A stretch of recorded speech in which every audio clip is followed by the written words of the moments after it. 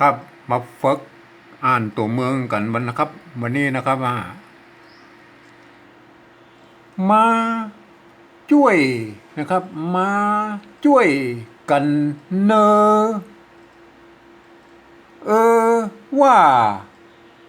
อะนุรักษ์นะครับต้องอ่านว่าอะนะครับอะมันตัวอะนะครับอะนุรักษ์นะครับรักษานะครับ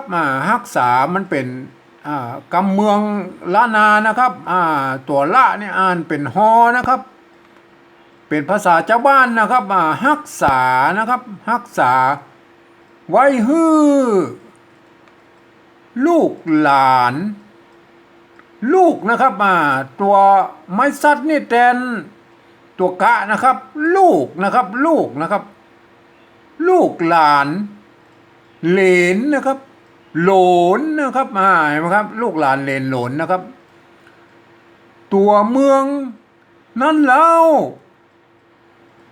ยังนะครับยอนะครับตัวเนี้ยเนี่ยครับตัวเนี้ยเนี่ยเปิ้นใจตัวยอยักษ์มาปริวัติเทียบนะครับปรับเทียบนะครับเป็นตัวยอยักษ์นะครับตัวเนี้ยนะครับยังบ่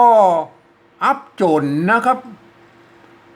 ยังมีคนนะครับยังมีคนนะครับตัวข้านะครับอ่านว่าคนนะครับสนใจบ่น้อยนะครับไฟสิกขานะครับไอศึกษานั่นนะครับศึกษานะภาษาโบราณเปิ้นว่าสิกขานะครับไฟสิกขามาเป็นแถวถ้อยตามที่เปิ้นสอนนะสั่งดีแต่นะครับวัดพระสิงห์นะครับวัดพระสิงห์เชียงใหม่นะครับที่เปิ้นสอนนะครับวัดพระสิงห์เชียงใหม่เหมือนแง่นะครับเหมือนแง่นะครับ